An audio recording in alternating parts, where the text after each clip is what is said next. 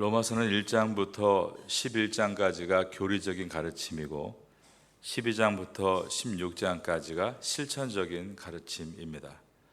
로마서에서 교리편과 실천편이 함께 있는 이유는 교리와 실천은 분리될 수 없기 때문입니다.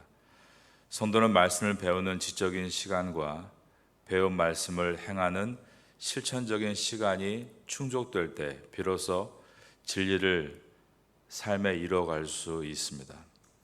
그래서 이것을 지성적이고 실천적인 그리스도인이다 라고 부릅니다.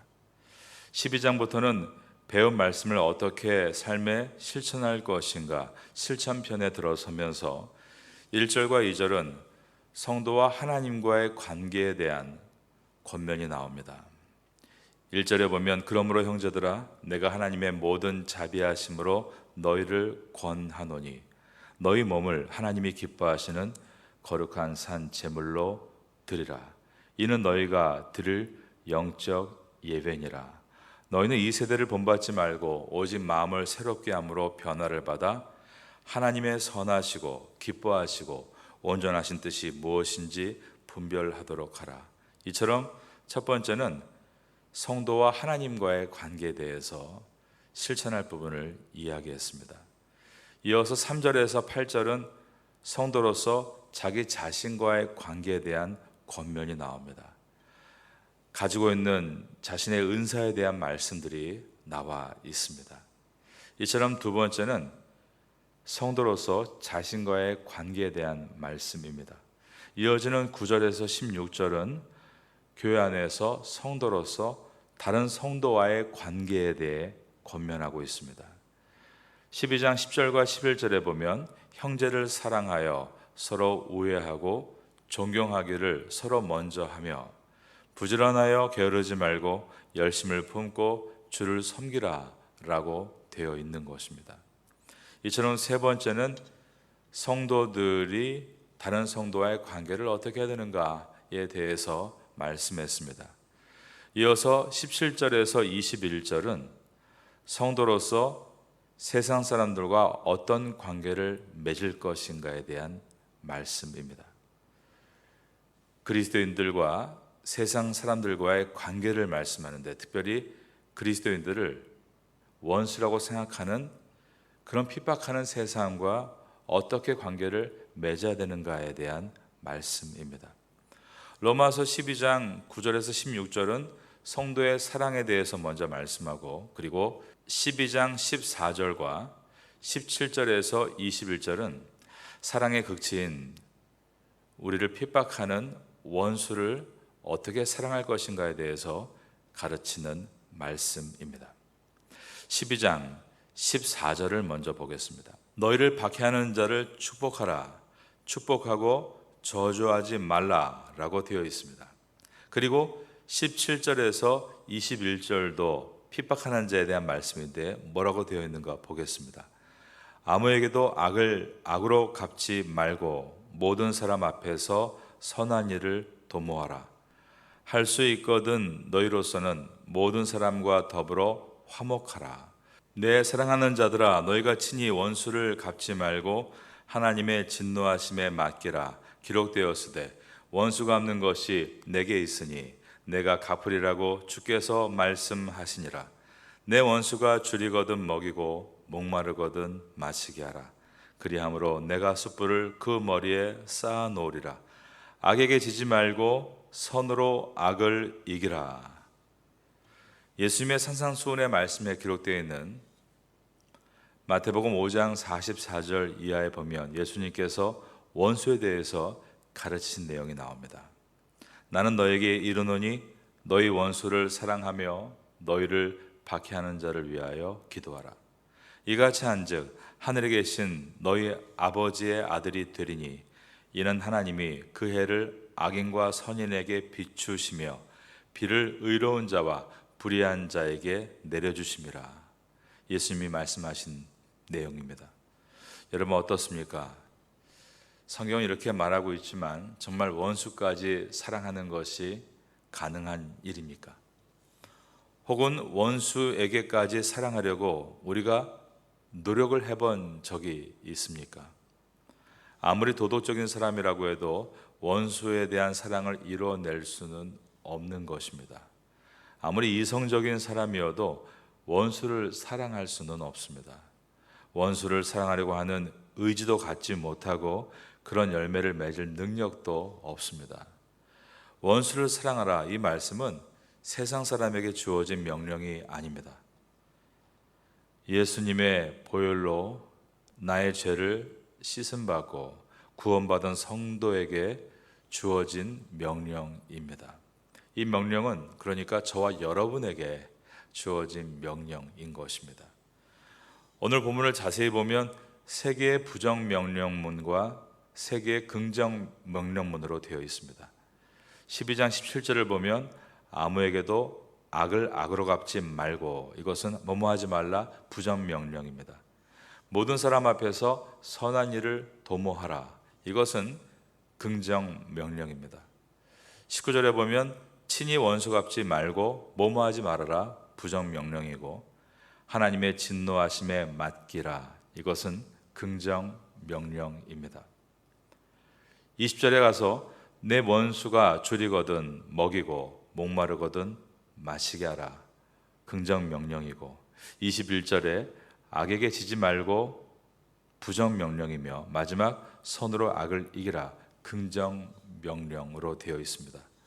사도 바울의 서신서의 특징인데 부정 명령이 먼저 주어지고 그리고 긍정 명령으로 나아가는 방식입니다. 아무에게도 악으로 악을 갚지 말고 친히 원수를 갚지 말고 악에게 지지 말고, 세 가지 부정 명령을 지킨다고만 우리가 해도 개인적으로 또 교회 안에서 나라와 국가와 민족 간의 관계에 있어서 정말 세상은 변할 것입니다. 부정적인 이 명령만 지켜도 세상은 크게 달라질 겁니다. 그런데 참된 성도는 뭐뭐 하지 말아라 부정 명령으로, 즉 내가 멈추는 것으로만 끝나지 않고 뭐뭐 하여라 적극적인 명령, 긍정 명령으로 나아가는 데까지 가야 한다는 것을 지금 사도 바울이 기록하고 있고 예수님도 말씀하셨습니다. 긍정 명령, 첫 번째 명령이 17절에서 아무에게도 악을 악으로 갚지 말고, 그리고 이어서 모든 사람 앞에서 선한 일을 도모하라. 근데 여러분, 여기서 모든만 빼도 좀 이 명령이 가당할 것 같습니다. 그런데 성경은 이처럼 모든 사람 앞에서 항상 모든이란 단어로 일관합니다. 그래서 어려운 겁니다. 그것이 부분적인 제한된 사람에게만 나보다 남을 낮게 여기고 적용해라 라고 한 것이 아니라 모든 사람을, 나에게 어렵게 하는 정말 말도 안 되는 사람에게도 그를 나보다 낮게 여겨야 한다라고 말씀하기 때문에 어려운 것입니다. 17절에서 모든 사람 앞에서 선한 일을 도모하라 라고 했는데, 도모하다, 헬라어로 프로노에오라는 단어로서 미리 생각하다라는 뜻입니다. 모든 사람 앞에서 선한 일을 도모하라, 미리 생각하라.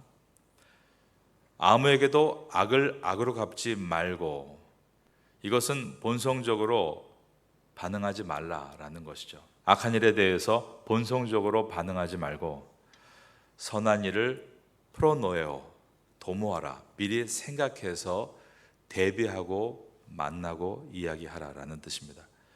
그리스도인들과 비그리스도인들의 결정적인 차이는 악을 대하는 방식에서 차이가 납니다.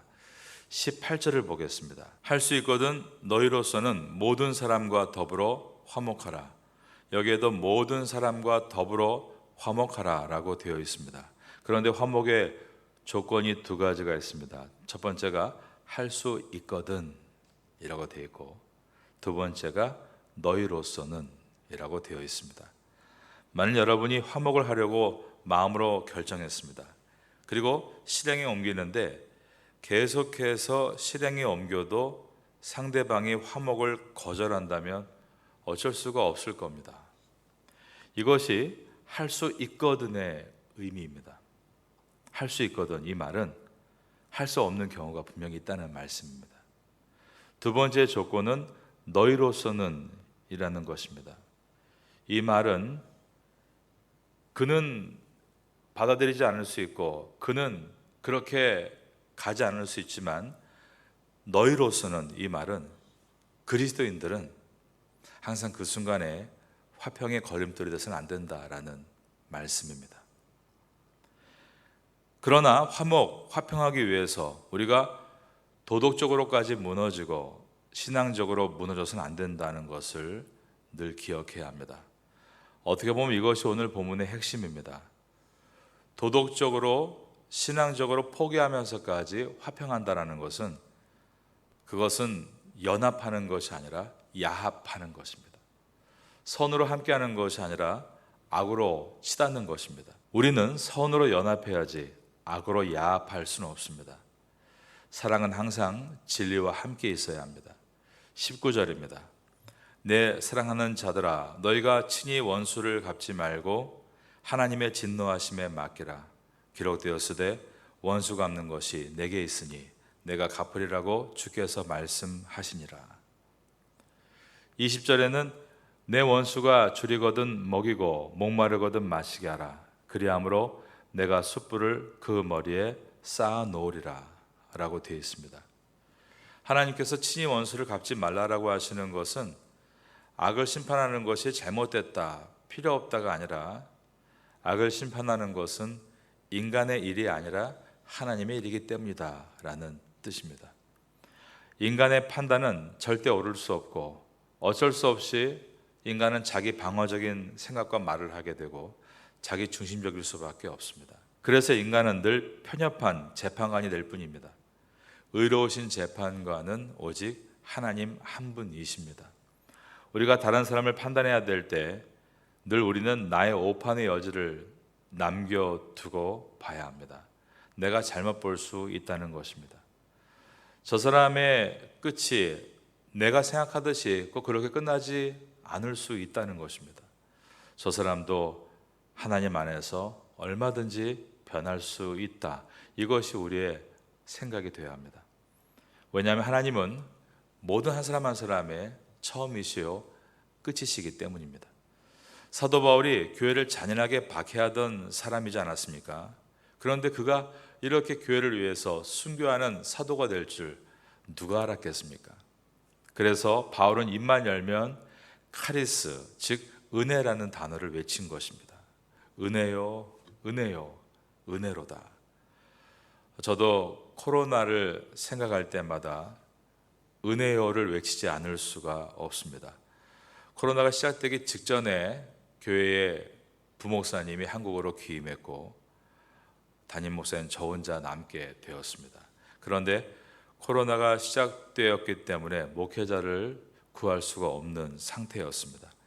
그런 가운데 예정대로 교회 건축이 시작이 됐고 2년 후에 코로나가 종식됐을 때 교회 두 건물이 완성이 되어 있었습니다.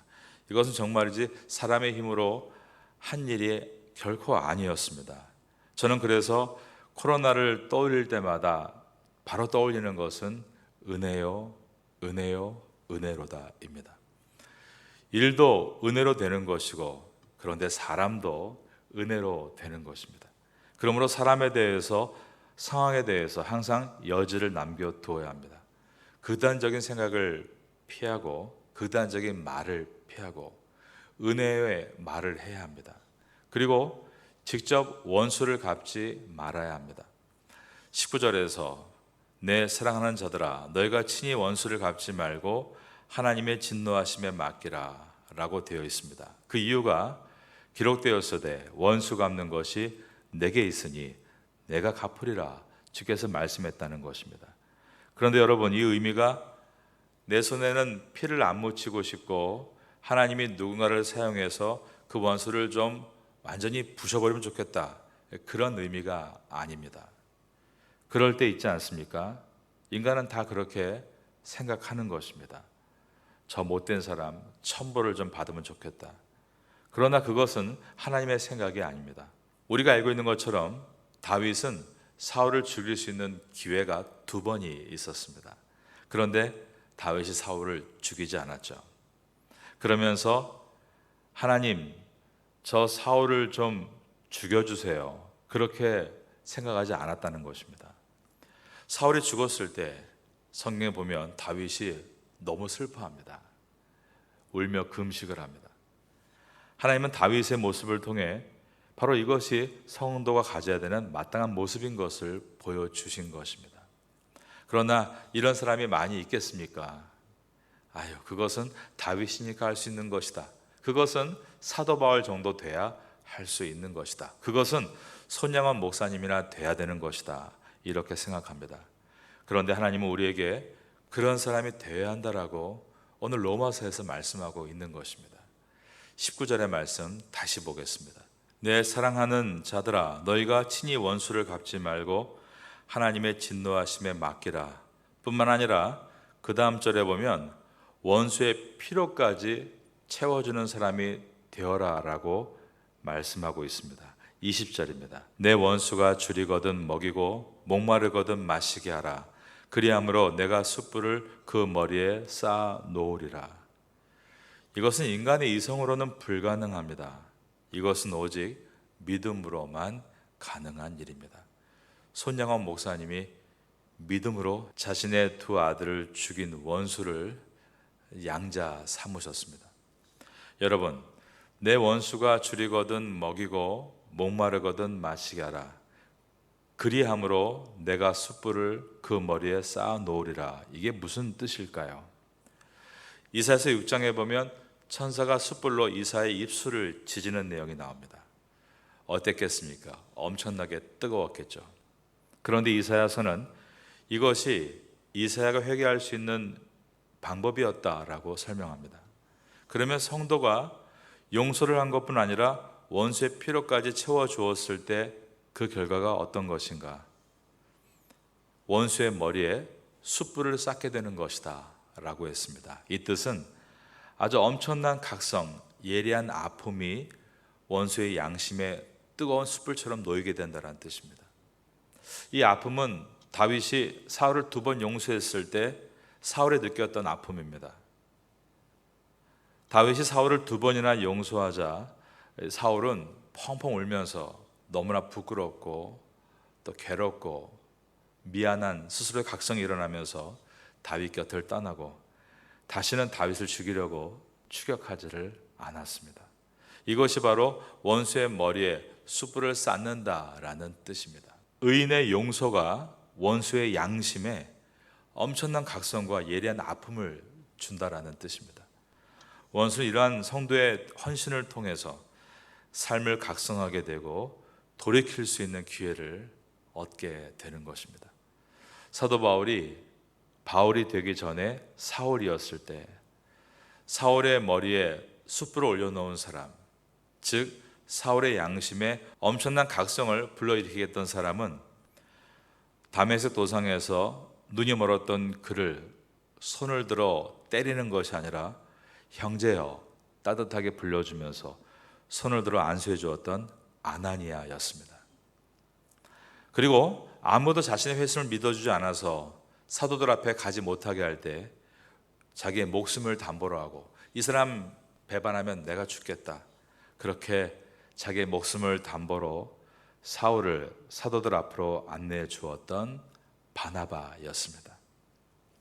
사울의 지적 스승은 그 당시에 지성의 대가였던 가말리엘이라는 사람입니다. 그러나 사울의 진정한 스승은 자신을 받아주었던 아나니아, 자신을 보증서 주었던 바나바였습니다.